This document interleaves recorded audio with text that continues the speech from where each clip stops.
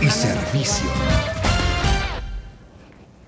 Hola, ¿qué tal? ¿Cómo están todos ustedes? Me da mucho gusto saludarles. Esto es Anunciación TV y vamos a platicar con Alfonso Villalba. Él tiene soluciones para México. Él es un gran líder social, es además abogado, es una persona muy reconocida en todo ese ambiente de los abogados y siempre está proponiendo pues un Estado de Derecho para México. Mismo que él practica, digamos, como si fuera un programa piloto, ¿cómo sería gobernar México para que fuera un país en desarrollo?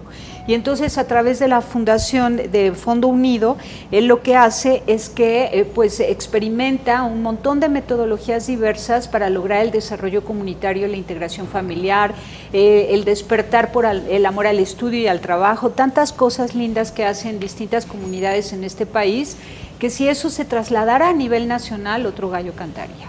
Así que México necesita escuchar tu voz, Alfonso Villalba, presidente de Fondo Unido México IAP. ¿Cómo estás? Muchas gracias, muy bien, afortunadamente. Encantado de estar contigo, como siempre. Bueno, pues a ver si ahora sí ya vamos como destapando todas las aristas que hay en México y que están siendo un estorbo para el desarrollo. Tú, en la experiencia que tienes al trabajar en distintas comunidades, tienes que vincularte con presidentes municipales, con empresas que hacen presencia en ese lugar, en fin, y haciendo como un tejido, una red, ¿no?, entre gobierno, empresa y sociedad y los mismos pobladores de estas zonas para ir transformando la realidad. Pero cuéntanos la verdad, ¿cuáles son los mayores impedimentos para que en México se dé la honestidad, la justicia, la verdad, el desarrollo, el buen reparto de la riqueza, el respeto a las comunidades originarias, el respeto a los bienes naturales que tienen en propiedad esas comunidades originarias, los ríos, las montañas, los bosques? Pues ya describiste todo un universo que no nos daría tiempo en todos tus programas para abordarlos. Yo creo que hay todos esos problemas que tú apuntas tienen dos formas de verse y de abordarse en el día de hoy, ¿no? Como describirían pues, los antropólogos o los psicólogos, ¿no? Las dos maneras de poder atacar un problema. Por un lado está la intervención, cuando el problema ya se presentó, y por otro lado está la prevención. La intervención es una cosa muy complicada, nos está resultando muy complicada, yo creo, en nuestro país, porque todos estamos participando de la misma dinámica. De pronto tú escuchas a las personas hablar en un café, en un programa de radio, en un foro, y todos son grandes luchadores sociales que buscan la justicia, la igualdad, que están en contra de la corrupción, de los abusos, de las prebendas, pero de pronto salen otra vez a la calle y su conducta no es consistente con lo que están diciendo, porque resulta ser que el entorno ya es tan adverso y tan complicado que las personas, si no se vuelven dinámicas en ese entorno, pues están totalmente excluidas. Y hay veces que no solamente es eso, sino es la forma de obtener un beneficio. Entonces, pero es que es por ignorancia, ¿no? No necesariamente. Lo que quiero decir es, se van adaptando y entonces van encontrando que esa dinámica que yo pienso que es negativa y que yo creo que tú también lo piensas, va siendo la única realidad y la única forma de aspirar a poder evolucionar. Entonces, a mí me gusta mucho pensar que la solución no está en el día de hoy, sino está hacia el futuro, hacia el largo plazo, hacia la visión de dónde tenemos que llegar. Y debemos de trabajar en los dos sentidos, o sea, no podemos dejar que se siga deteriorando, tenemos que tratar de contenerlo y de transformarlo, lo que hoy estamos viviendo, pero tenemos que empezar a sembrar lo que va a suceder en los próximos 5, 10 y 20 años. Es lo que te digo, a eso me refiero con ignorancia.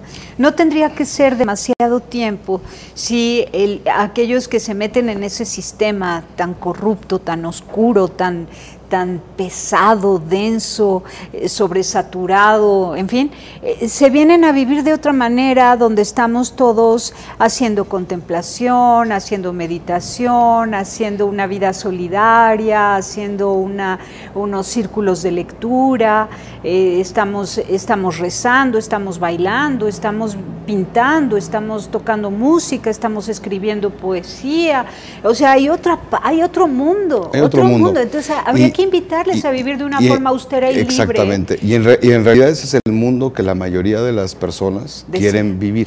Pero no lo conocen. No lo conocen, muchas veces les es imposible llegar a ese mundo por las circunstancias que yo te decía de adaptación a la realidad. A mí me parece que lo más importante es esa parte de la siembra de la semilla. No quiere decir que nos vamos a tardar 20 o 30 años en cambiar, porque el deterioro ya sería demasiado grande. Yo creo que hemos vivido en los últimos 40, 50 años en este país, porque más allá de la parte política y de la oferta política, llevamos muchos años con un establishment, con un sistema que ha probado que solamente deteriora, ¿no? Yo hace como unos 4 o 5 meses escribí un artículo cuando estaba todo este debate de la expropiación petrolera y tal, y había muchas voces que decían, si el general Cárdenas resucitara se volvía a morir, ¿no? Con lo que están haciendo. Claro. Y entonces a mí me pareció curioso, me puse a investigar un poquito e hice un paradigma entre el momento de la expropiación petrolera, el número de pobres y qué porcentaje de la población representaba, y el número de pobres hoy y qué porcentaje de la población representó. En todos estos años donde el petróleo ha sido nuestro y toda esa historia, que cada quien se la arrebata según el momento político, y la verdad es que lo único que habíamos hecho era incrementar el número de pobres. Y además agravar la situación de pobreza de los pobres. Entonces el sistema es el que está mal y ya no es sostenible. Entonces tenemos que regresar a esos orígenes, lo que tú dices, y empezar a conversar diferente. Porque lo que no podemos hacer es seguir en lo mismo. En la queja. Es que todos nos quejamos, todos nos agredimos, todos nos criticamos, pero no estamos conversando, no nos estamos escuchando y no estamos encontrando ese terreno común, ese común denominador, tú sabes que a mí me gusta mucho decir eso, donde pues todos nos sentamos. Todos podemos aspirar a lo que vale para nosotros, que es la familia, que es nuestra felicidad, nuestra realización, en todas esas cosas que tú describiste ahorita, y no solamente es el tema de generar dinero. Generar dinero implica la sustentabilidad de las personas, alimento, casa, lo básico, lo elemental, pero de pronto nos quedamos ya en esa supervivencia. Dice Rina Gittler, que tú la conoces muy bien, sobrevivir no es suficiente. Y estamos sobreviviendo hoy. Todas las personas, y no son los 54 millones de pobres, somos tú y yo. Todos. Yo esta mañana Sí. venía para acá, pues entre el tráfico, los que se atraviesan, los que no respetan el paso cebra peatonal, entre el policía que debería estar haciendo su trabajo y estar ligando con la del periódico, todos están en otro tema, y entonces se agrava la vida. Se pierde el tiempo, se pierde la posibilidad de mirar hacia arriba y ver los árboles, ver el cielo, ver en la mañana, ver las jacarandas en esta época, ver al señor que viene en el coche de al lado, ¿no? Ver a las personas. Ya lo perdiste porque estás totalmente frenético con todo tu entorno. Entonces necesitamos cambiar esa parte. ¿Y dónde debemos empezar? En mi opinión, y lo que queremos en Fondo Unido, y lo hacemos todos los días, es tomando a los niños como eje. Pero no porque solamente vamos a atender el tema de los niños, porque el entorno de los niños es lo que necesita cambiar. Porque ningún niño, por más educación que le des, sácalo de la primaria, de la secundaria, de la preparatoria, luego tenemos este discurso equivocado, ¿no? Que todos vayan a la licenciatura, como si estudiar una licenciatura fuera la única forma de generar una vida, ¿no? No importa, si su entorno no cambia, nada de eso, nada de la instrucción formal que va a recibir en la escuela, ni los títulos, le va a servir, claro, para desarrollar todo su potencial como ser humano, ¿no? Exacto. Entonces, ¿qué hacer? Transformar ese entorno. Entonces, con un proyecto, con un programa especial, con una metodología como la que tú mencionabas hace un momento, nosotros involucramos o tratamos de involucrar a toda la comunidad. Pero ¿cómo conmueves a los funcionarios públicos? ¿Cómo conmueves a los gobernadores, a los presidentes municipales, a los alcaldes? ¿Cómo los conmueves? ¿Cómo haces que ellos se den cuenta de su pecado social cada vez que roban el dinero que corresponde a la población, cada vez que hacen negocio sucio con el dinero del pueblo? ¿Cómo logras tocar su conciencia y hacerles ver la necesidad de mirar al ser humano desde una visión antropológica completa, reconociendo el alma, el cuerpo, las emociones, la razón, todo lo que es el ser humano? Es un reto muy grande porque si las personas que están viviendo la problemática en la comunidad toman un proceso complicado para poder sensibilizarse de que hay esa otra forma, pues las personas que están ajenas a esa problemática de la comunidad, los que tienen el poder, es aún más difícil, ¿no? Es un trabajo muy arduo, nosotros hacemos trabajo de campo, pero el planteamiento que hacemos, y la verdad es que a mí me gusta mucho describirlo porque es que vamos involucrando a todos, precisamente para poder llegar y mover esa voluntad y hacer que esa persona que está ocupando un cargo público voltee a ver a la comunidad de una forma distinta, que vea a la comunidad no como una fuente de votos, sino como una responsabilidad de su gestión y que sea parte de la solución. Entonces tienes que hacer una serie de temas, no es juntar firmitas, sino es hacer desplegados, no. Tú tienes que ver quién es la comunidad, qué proyecto vale para la comunidad y cómo podemos sumar los elementos. Fondo Unido, por ejemplo, lo primero que hace es que se involucra y se aglutina con otras organizaciones de la sociedad civil. No creemos que solos podemos, y ese es parte del gran reto, ¿no? La sociedad civil organizada de pronto está atomizada y cada quien está en lo suyo, con grandes iniciativas, con trabajos magníficos y admirables, pero si no nos vinculamos, no podemos generar un impacto sostenible en la comunidad, un cambio verdadero en la forma en la que nos relacionamos. Tú hablas de cualquier situación de discapacidad de una persona. Y hay grandes instituciones, hay grandes iniciativas, hay grandes filántropos. Pero el problema es que no estamos educando a nuestros hijos para que convivamos todos igual. Entonces, por más esfuerzos que hagan esas instituciones, esos filántropos, esos líderes sociales, esas personas sensibles, dedicadas, que hacen un verdadero apostolado por este tipo de situaciones, nunca vamos a cambiar. Ahora, el tema del equilibrio entre el hombre y la mujer. Eso te iba a decir. El discurso sigue estando orientado hacia la mujer solamente como interlocutor, pero resulta ser que la mujer se supone que lo que está luchando es una barrera generada por el hombre, ¿no? Como si fuera una batalla de géneros. Pero nadie habla con los hombres y nadie capacita a las mamás que educan a los hijos. Eso es el punto. Vamos a un corte y volvemos, porque no puede ser ni que un pastor o un sacerdote, un pastor, un guía espiritual pretenda ser el esposo de todas las familias y guiar a un pueblo, como tampoco puede ser que el gobernador pretenda ser el papá de todo el pueblo y guiar a las familias. No, cada hombre tiene que ser el guía de su mujer y sus hijos, y hasta que no logremos que el varón tome nuevamente la responsabilidad de ser el mejor amante de su familia, el proveedor, el servidor, el que ayuda, el que guía, el que educa, el que orienta, el que encamina. O la mujer. Yo prefiero al hombre. O sea, la mujer tiene otros dones, pero qué bonito. Pero el tema es que sea sí, se ejerza la libertad pero de ya elección. no más, la mujer jamás va a ser una buena mamá si no tiene un hombre. Volvemos. Pasamos.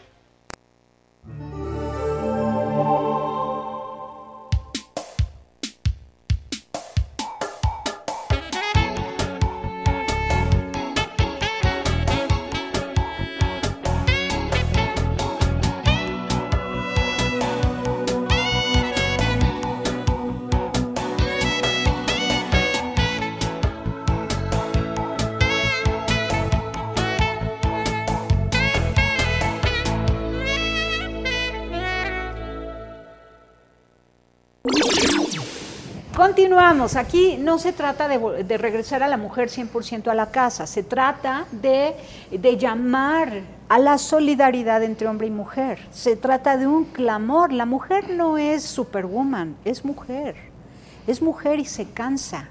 Y tiene derecho a dormir y a descansar y a soñar bonito y tiene derecho a respirar hondo y a arrullar a sus hijitos en su regazo. No tiene por qué estarse matando para ganar el pan de cada día y luego darle de nalgadas a los hijos para malcriarlos.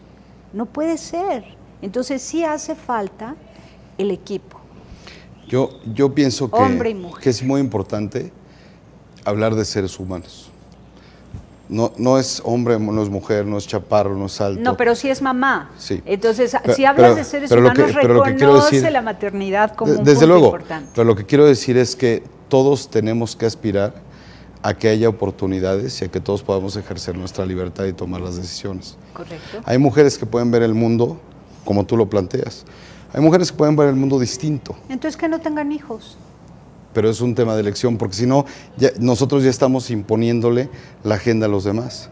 Pero es que nos la han impuesto desde los años 50, señor. Pero lo importante, Tere, yo creo es que todos tengamos esa seguridad de que podamos elegir. Y después que cada quien elija como crea que es conveniente. Y que nos respetemos. Ahí es donde viene esa parte de esa conversación. Algo que está sucediendo no solo en México. Esto por lo que decías que hay que educar a los varones, que todo mundo trabaja en favor de la mujer y los niños, pero a los varones nadie les avienta una clave de vida. Pero estamos hablando en cuanto a la discriminación y el punto aquí es una parte muy, muy importante de la problemática que estamos viviendo en nuestro país, y yo creo que a nivel global, es que no estamos siendo preparados, entrenados, educados para poder respetarnos. Tú abres las redes sociales, abre un periódico, todos son dueños de la verdad absoluta, todos señalan con índice de fuego, todos son críticas flamígeras en contra de el que es distinto, el que no piensa como yo. Yo siempre tengo la verdad.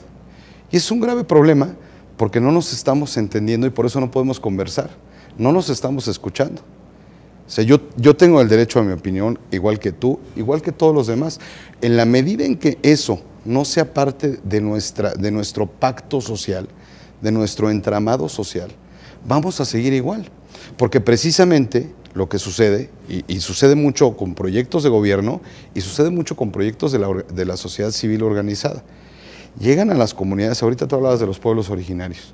A mí me ha tocado ver unas atrocidades terribles porque llegan y les dicen, usted tiene que hacer esto, usted se debe de tomar anticonceptivos para no tener más hijos, usted solo tiene derecho a esto, las mujeres a hacer esto, las vamos a capacitar para que hagan cosas manuales y no sé qué. Y en cada lugar van y dan una receta mágica conforme a la idiosincrasia, a la idea, a la preparación y a la inteligencia del mundo occidental, del señor que lo diseñó. En un escritorio no sabemos dónde y no sabemos en qué contexto. Y lo mismo sucede cuando hablas de discriminación hacia la mujer, lo mismo sucede en preferencias sexuales, lo mismo sucede en nacionalidades, en confesiones religiosas. Entonces, lo que tenemos que hacer es decir, a ver, pausa, como en el fútbol, tarjeta amarilla, todos se quedan quietos y regresamos. Y vamos a volver a ponernos de acuerdo en qué es lo importante. Sí, pero el problema es que esa conversación no se da toda vez que el interés mayor es el dinero, el poder económico. Pero por eso empiezas a transformar esa conversación. Te empezaba a explicar este tema con la manera en que trabajamos en Fondo Unido. Nosotros nos acercamos y hay organizaciones de la sociedad civil, hay personas del sector público, hay empresas y hay, digamos que, ciudadanos que integran a la comunidad. Hay educadores. A todos ellos los vinculamos en un solo objetivo, que es importante para mí y para mí. A ver, no vamos a discutir si a ti te gusta ver la televisión y a mí me gusta leer como pasatiempo. No vamos a discutir qué equipo de fútbol es tu favorito o cuál es el favorito mío. Yo sí tengo uno favorito porque hace mucho trabajo social, que es el Santos Laguna, y entonces sí, claro, es muy bueno. Pero no vamos a discutir eso. ¿Qué es importante para ti y para mí? Pues es importante que nuestros niños tengan una nutrición adecuada. Vamos a ponernos todos de acuerdo en eso y vamos a trabajar juntos en ese punto en particular. Y entonces empieza a darse esa conversación, empiezan a encontrarse las sinergias y luego las divergencias, pero se empiezan a respetar porque hay algo más valioso que es esa parte donde nos encontramos. Y se empiezan a romper barreras culturales, porque hay veces que el de la derecha no le habla al de la izquierda, porque tiene miedo, porque tiene un prejuicio, porque la preconcepción no le permite cruzar esa barrera. Pero cuando todos entendemos que todos queremos que los niños de esa comunidad tengan una salud adecuada, todos queremos que los niños de esa comunidad sean respetados, todos queremos evitar que haya embarazos tempranos en el 5º y en el 6º año de la primaria, porque a todos nos importa y es un valor común, empieza a cruzarse esa barrera y empieza la conversación a darse. Y entonces empiezan a venir más temas que son importantes para todos. Y resulta ser que ya con ese trabajo y con esa integración, sí hemos logrado, porque siempre viene la parte crítica, pero también hay que hablar de la otra parte, en muchos casos, que la autoridad trabaje en comunidad. Y no solamente porque destina recursos, porque de pronto los recursos sí son muy importantes para poder gestionar o desarrollar un proyecto o ejecutarlo. Pero lo más importante es que todos nos sumemos, todos nos involucremos y todos asumamos ese punto, esa causa, ese objetivo como común. Y yo me he encontrado en muchos lugares del país con que desde el presidente municipal, la Secretaría de Educación Estatal, la Secretaría de Educación Federal, de repente la Secretaría de Salud, verdaderamente voltean y dicen, ok, ¿cómo me sumo y qué necesitan de mí? Un trabajo titánico, no te estoy diciendo de la noche a la mañana, ni una presentación de PowerPoint y con eso ya están todos convencidos y encantados de la vida, y tampoco quiere decir que eso necesariamente cambie la dinámica del sector público. Pero lo que sí empieza a haber es una percepción distinta. Porque entonces también los niños y también los padres de familia y también los educadores dicen, bueno, pues ya una de cal por las que van de arena, del presidente municipal, del gobernador, del secretario de no sé qué, y empieza a ser distinto.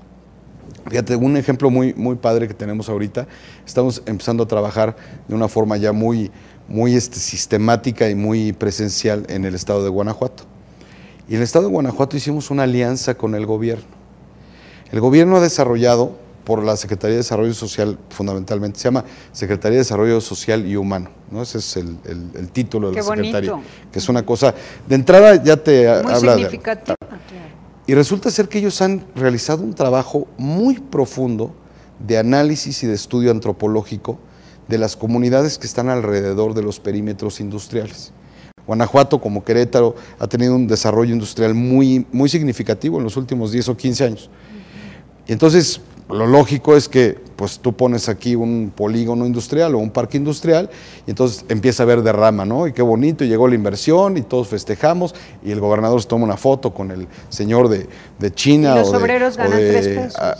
Claro, pero además no solamente eso, como toda la gente que está alrededor no está capacitada, entonces a quien contratan es gente de otros lados. Entonces las personas que están en los perímetros de estos polígonos de desarrollo, de pronto empiezan a presentar un índice de desarrollo humano mucho más bajo que la media del Estado. Entonces hicieron un estudio magnífico, como también conozco un estudio parecido en Yucatán, porque este no es de colores, es que de repente alguien sí toma decisiones correctas. Y tienen unos datos maravillosos. Y dicen, ¿y ahora qué hacemos con estos datos? O sea, es información valiosísima que para cualquier universidad o una organización de la sociedad civil como nosotros, Fondo Unido, pues nos tomaría años de entrada levantar el dinero que necesitaríamos para poder hacer ese estudio. Y si no tienes los datos, no puedes intervenir en una comunidad porque no la conoces. Entonces la alianza, la gran alianza con el gobierno de Guanajuato es que nosotros podemos compartir esa información con ellos y nosotros podemos sumarnos para desarrollar en donde más se necesita con esa información de inteligencia, y estamos haciendo alianza con universidades, con instituciones educativas, con empresas nacionales y multinacionales, con los empleados de las empresas, y vamos por esas comunidades a atender lo que son las prioridades de ellos, no las nuestras, no las que nosotros en nuestros escritorios pensamos que son las correctas, sino lo que para ellos es importante. Entonces nos enlistamos, digamos, en sus filas de comunidad y decimos, aquí hay otros soldados, ¿no? Soldados que trabajan con herramientas de educación y con herramientas de infraestructura, con lo que se necesite, para poder ayudarles a incrementar su índice de desarrollo humano y que puedan encontrar esas oportunidades a las que tienen derecho, evidentemente, pero que no se les dan porque nadie hace ese cruce de fuerzas. Claro, y que puedan elegir su porvenir. Eso es lo más importante. Ahora, tú decías que nadie ha educado a los hombres. Quiero tomar ese punto. ¿Qué están haciendo ustedes para hacer que el hombre sea hombre? Porque las mujeres tanto lucharon por ser ellas libres, que ya lo son, pero ahora no tienen hombre. Y es un drama, ¿eh? Es un drama. Yo creo que hay varios temas ahí muy interesantes. Fueron como humillando de tal manera al varón que el varón se ha hecho a un lado y ha salido huyendo. Yo creo que hay varios temas que toman en cuenta, ¿no? Que a lo mejor yo quitaría la palabra nadie, ¿no? Que los nadie, los nunca, los siempre, sí, los no, falso. Pero yo creo que en general se ha dado esa tendencia. Y a mí me parece natural desde el punto de vista sociológico, porque hay un efecto inverso, ¿no? O sea, de pronto, históricamente, las mujeres se volvieron pues un ciudadano, un ser humano como de segunda clase, o las convirtió el hombre, digamos la preeminencia del hombre, porque tomó monopolio de cargos públicos, de escaños religiosos, de empresa, de dinero, de una serie de cosas, y entonces lo fue relegando. Entonces cuando por fin pudo venir una apertura, pues entonces el efecto ahora fue hacia el otro lado, como un efecto de péndulo, ¿no? No obstante, yo creo que de pronto debemos de encontrar ese equilibrio. Ese es el punto. Pero también hay que reconocer algo que es bien interesante, que luego nos cuesta trabajo, ¿no? A mí ya soy mucho mayor que tú, entonces ya me cuesta más trabajo que a ti, pero la sociedad ha cambiado dramáticamente. O sea, los jóvenes de hoy, los famosos millennials, ven el mundo muy diferente. Entonces, ya no solamente es decir, a ver, cuál es el discurso y qué papel debe tomar cada quien, sino es más bien un poco lo mismo que las comunidades. ¿Qué papel quieren tomar y cómo quieren ser? Por ejemplo, hay un fenómeno que a mí me llama mucho la atención, que en inglés les llaman DINKs, ¿no? Que es Double Income, No Kids. Y entonces significa que se hacen parejas, ¿no? De hombres con hombres, de mujeres con hombres, de mujeres con mujeres, a veces porque son parejas emocionales o sentimentales, a veces simplemente son amigos o simplemente es un acuerdo para compartir un piso, gastos, etcétera, pero resulta ser que son muy exitosos en su vida profesional. Su nivel de ingreso es muy alto y cuando lo juntan, entonces se vuelven un centro económico muy poderoso, pero ellos deciden no reproducirse. Deciden libre e informadamente, que además normalmente en ese nicho en particular tienen un nivel alto de instrucción y de estudios, normalmente está de posgrados y tal. Hay muchas formas de vida, eso nadie lo duda. Pero lo que quiero decir es... Pero quiero hablar de la realidad mexicana. Tú conoces el campo mexicano. Yo conozco el campo mexicano, son mayoría. Pero ¿no? Estoy de acuerdo, pero esto es en México también. Y se casan a los 16 años y quieren hacer familia. Pero somos todos ya.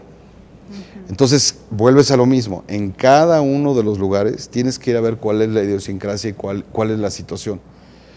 Estábamos hablando la semana pasada de un proyecto en una comunidad en el centro de la República y de pronto uno de los fenómenos que estábamos viendo es que las niñas no van a la escuela. Los niños sí y las niñas no. Normalmente lo que pasa en el campo es que todos los niños se incorporan a la fuente de subsistencia.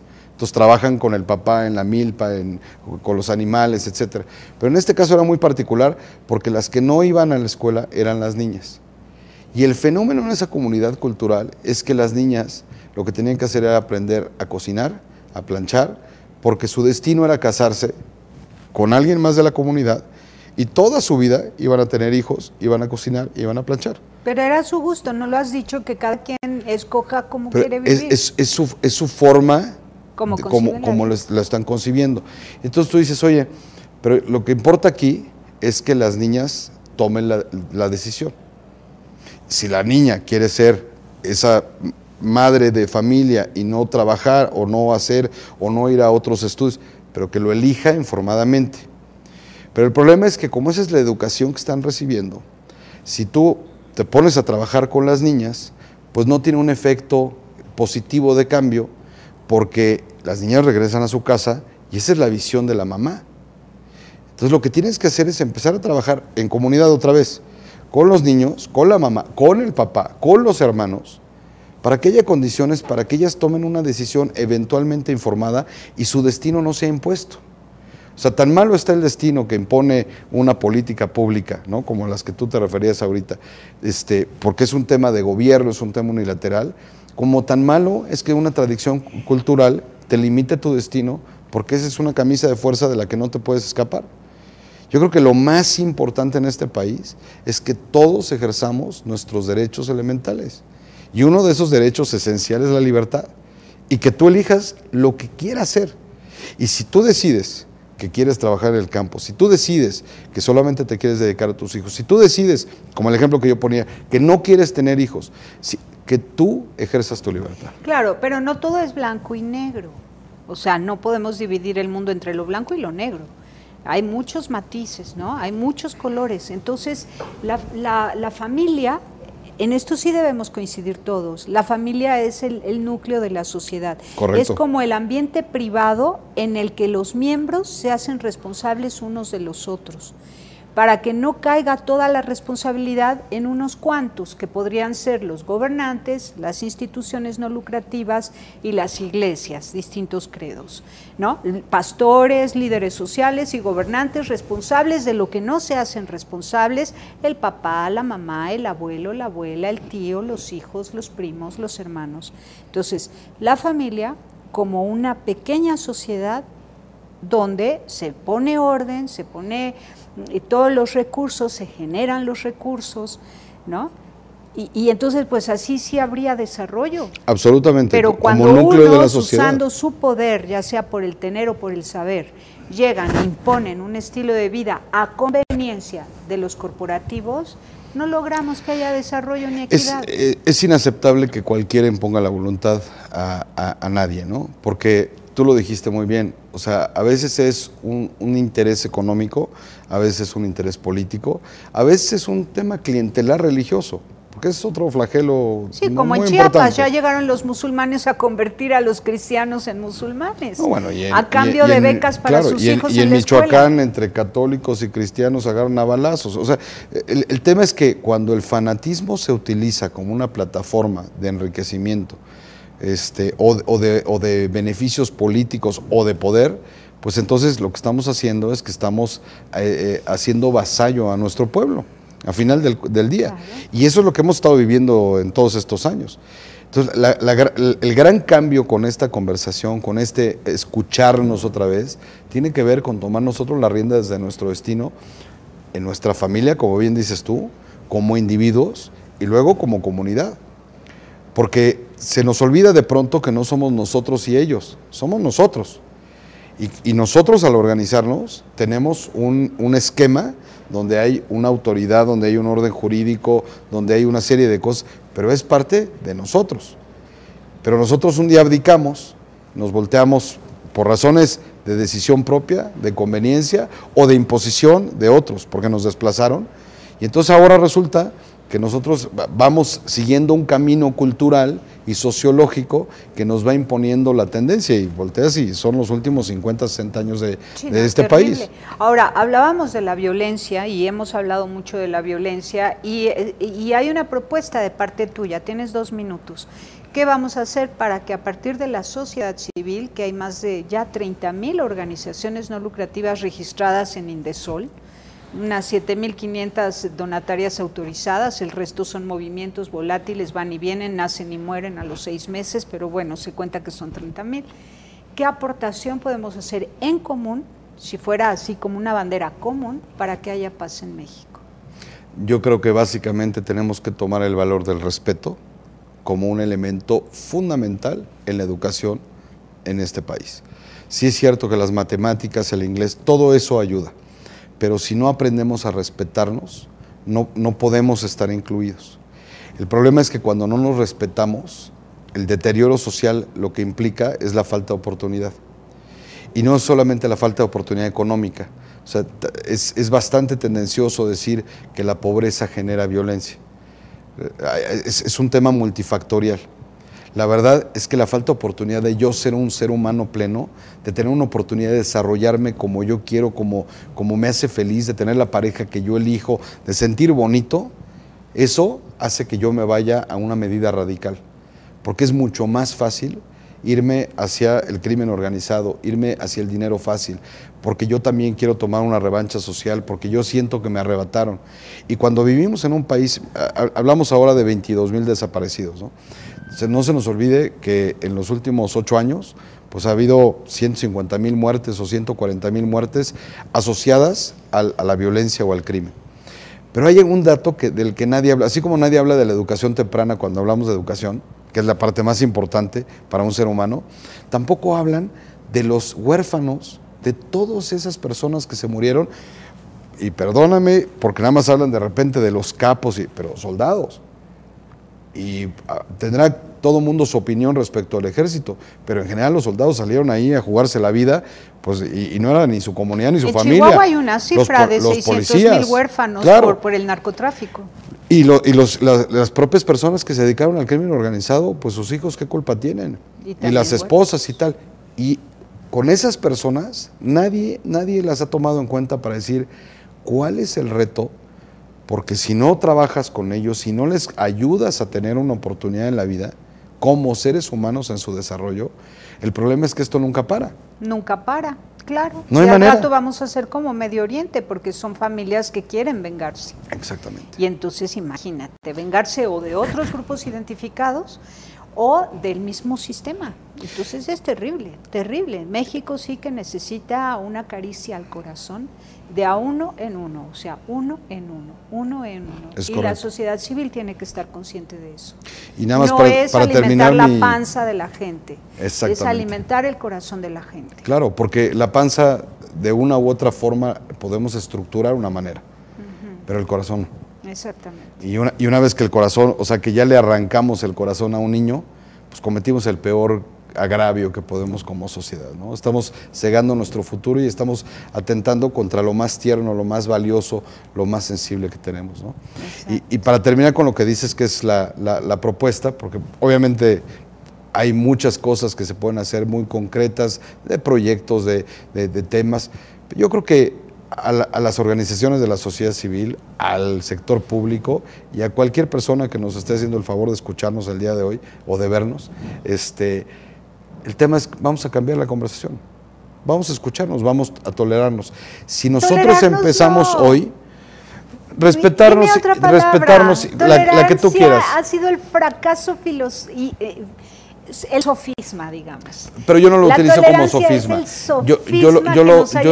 Yo lo utilizo como una forma derivada del respeto. Sí, vamos cambiando, claro, vamos cambiando nuestra conversación. Vamos encontrándonos que todos tenemos derecho a nuestras diferencias. Vamos escuchándonos y vamos todos nosotros modificando nuestros hábitos. Eso es una acción clara, positiva y que cualquier persona puede realizar. Bueno, pues propongamos entonces la verdad, la mesura, el respeto, la honestidad y la contemplación mutua. Mirarnos con admiración, maravillarse el ser humano del ser humano y maravillarse de tal manera que nunca jamás el dinero sea superior a la magnífica impresión que nos provoca mirar a un ser humano. O un amanecer. O un amanecer. Muy bien. Muchísimas gracias, Alfonso. Muchas gracias, Tere, como siempre. Te seguimos la pista en tus actividades. Encantados, estamos a sus órdenes. Muchas gracias. Pásela bien haciendo el bien. Hasta la próxima. Sí hay soluciones. Aquí, en el portal informativo de Fundación para la Promoción del Altruismo, institución de asistencia privada.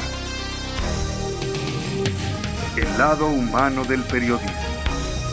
Un servicio de anunciación. Comunicación altruista. Participa en Facebook, Todo México Somos Hermanos, y síguenos en Twitter, @somos_hermanos.